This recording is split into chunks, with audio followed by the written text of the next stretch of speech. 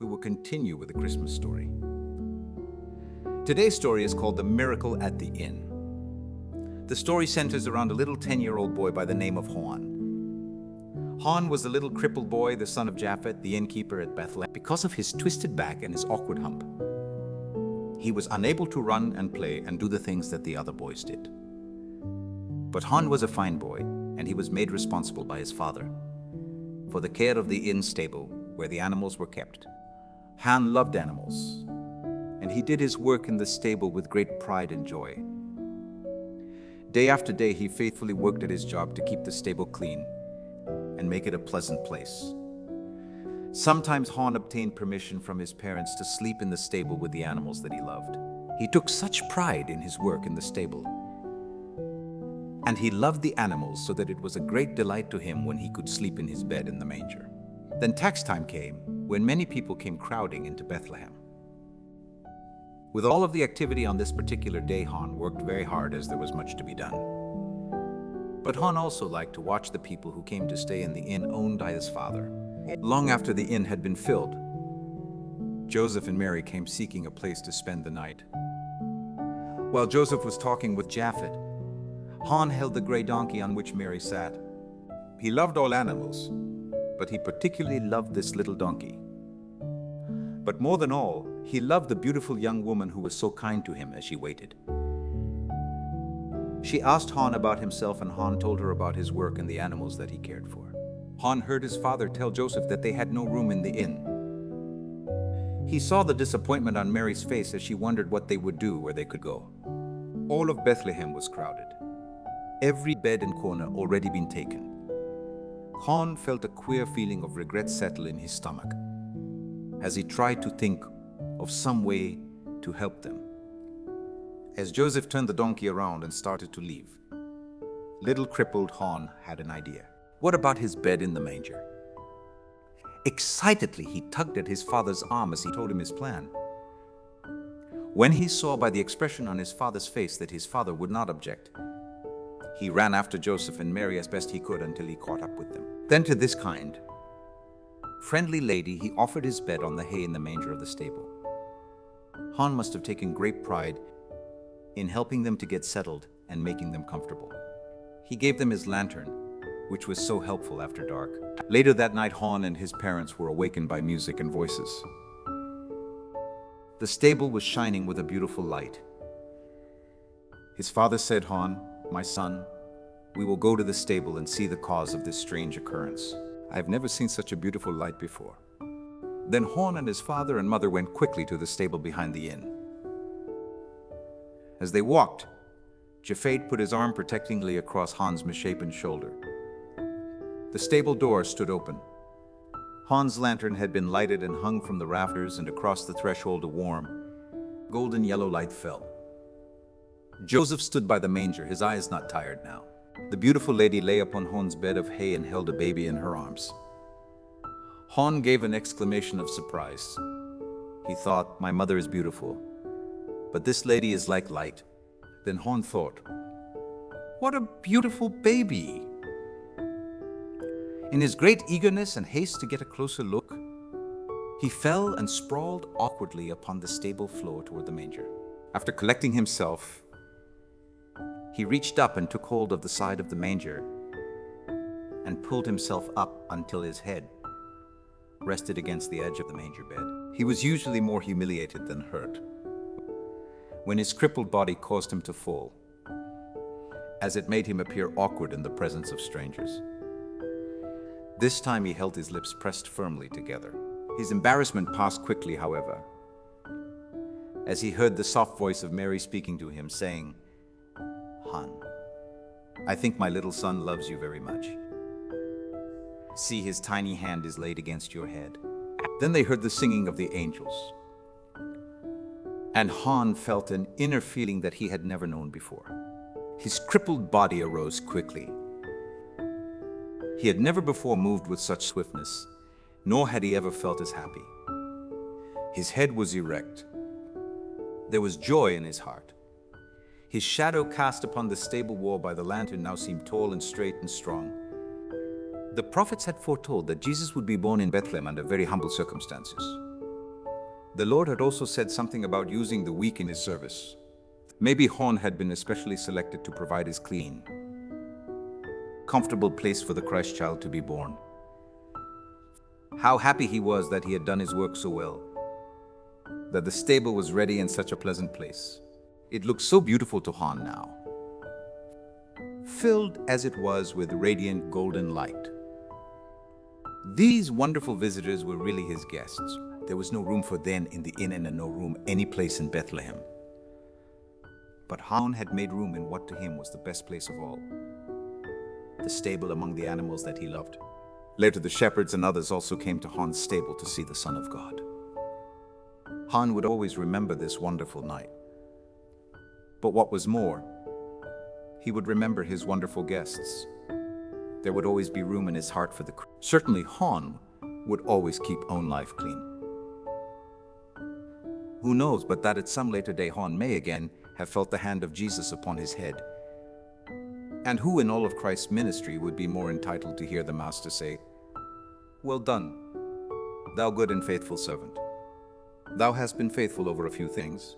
I will make thee ruler over many things. Enter thou into the joy of thy Lord."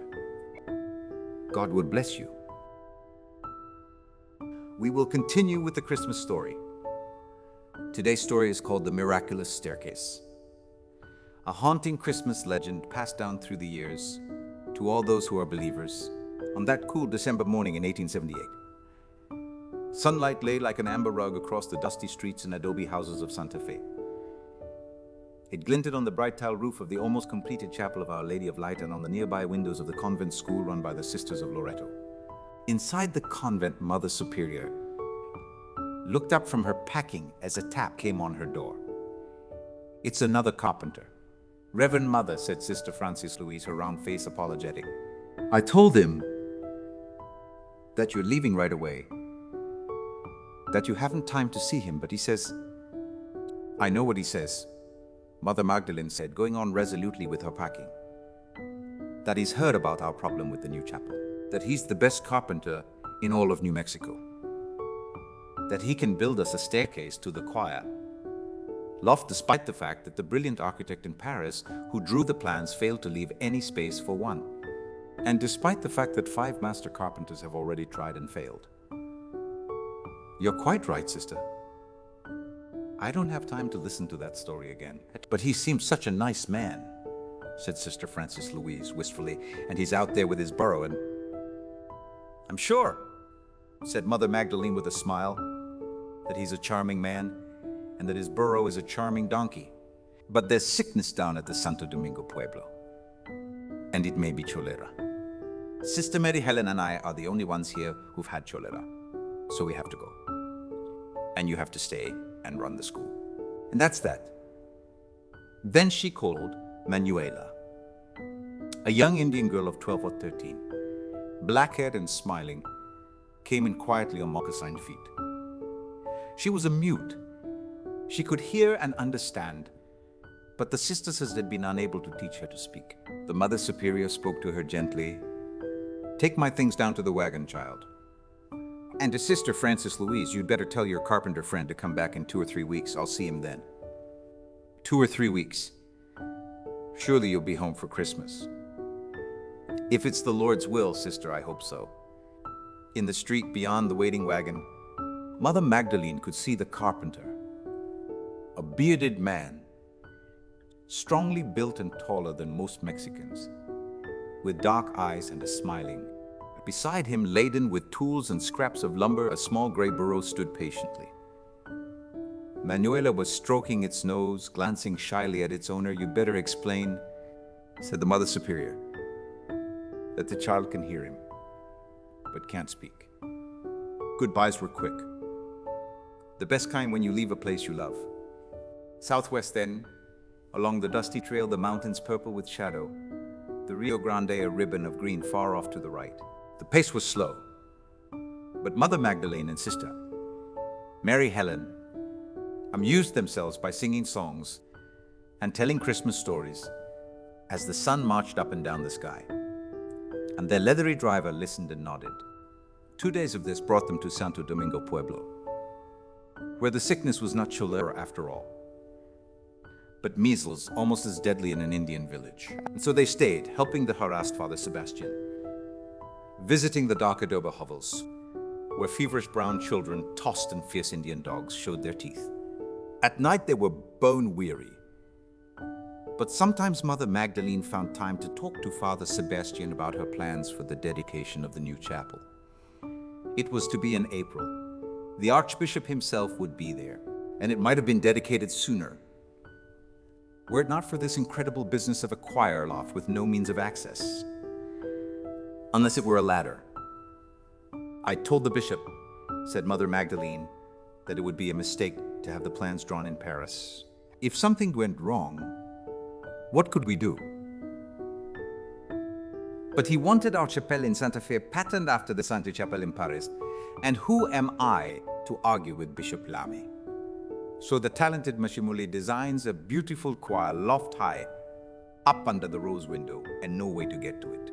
Perhaps, sighed Father Sebastian, he had in mind a heavenly choir, the kind with wings.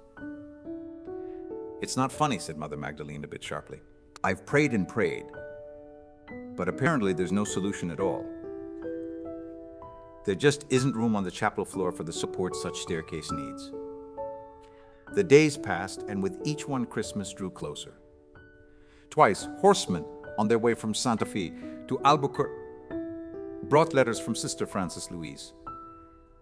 All was well at the convent, but Mother Magdalene frowned over certain paragraphs. The children are getting ready for Christmas, Sister Frances Louise wrote in her first letter. Our little Manuela and the carpenter have become great friends. It's amazing how much he seems to know about us all. And what?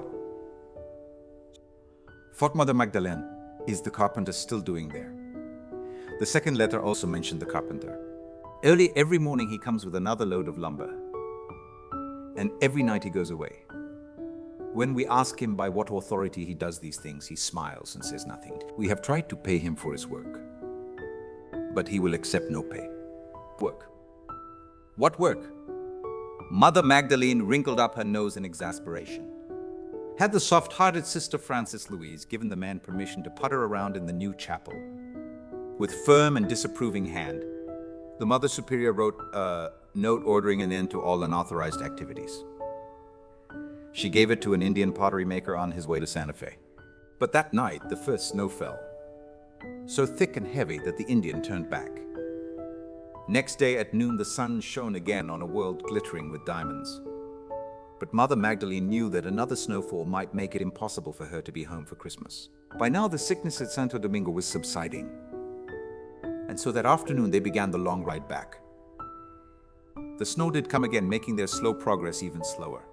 It was late on Christmas Eve, close to midnight, when the tired horses plodded up to the convent door. But lamps still burned. Manuela flew down the steps, Sister Frances Louise close behind her, and chilled and weary though she was. Mother Magdalene sensed instantly an excitement, an electricity in the air that she could not understand.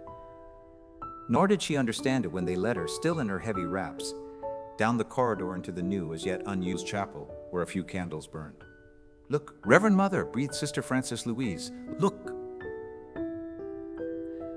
Like a curl of smoke, the staircase rose before them, as insubstantial as a dream. Its base was on the chapel floor. Its top rested against the choir loft. Nothing else supported it. It seemed to float on air. There were no banisters.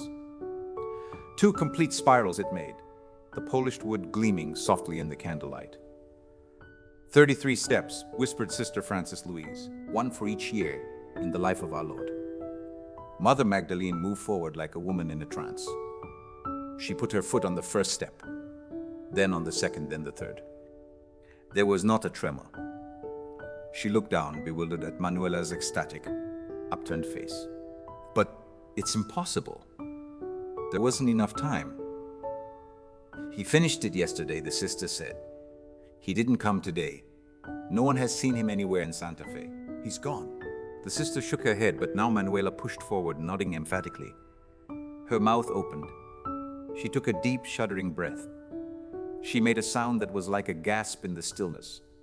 The nuns stared at her, transfixed. She tried again. This time it was a syllable, followed by another. Suchet. She clutched the Mother Superior's arm and repeated the first word she had ever spoken. Jose. Sister Francis Louise crossed herself. Mother Magdalene felt her heart contract. Jose, the Spanish word for Joseph. Joseph the carpenter. Joseph the master woodworker of. Just silence then, in the shadowy chapel. No one moved. Far away across the snow-silvered town, Mother Magdalene heard a bell tolling midnight. She came down the stairs and took Manuela's hand. She felt uplifted by a great urge of wonder and gratitude and compassion and love. And she knew what it was. It was the spirit of Christmas, and it was upon them. Author's note. The wonderful thing about legends is the way they can be told and retold and embroidered a bit more each time. This, indeed, is such a retelling. But all good legends contain a grain of truth. And in this case, the irrefutable fact at the heart of the legend is the inexplicable staircase itself. You may see it yourself in Santa Fe today. It stands as it stood when the chapel was dedicated almost 90 years ago, except for the banister, which was added later. Tourists stare and marvel. Architects shake their heads and murmur, impossible. No one knows the identity of the designer-builder. All the sisters know is that the problem existed, a stranger came, solved it, and left. The 33 steps make 2 complete turns without central support. There are no nails in the staircase, only wooden pegs. The curved stringers are put together with exquisite precision.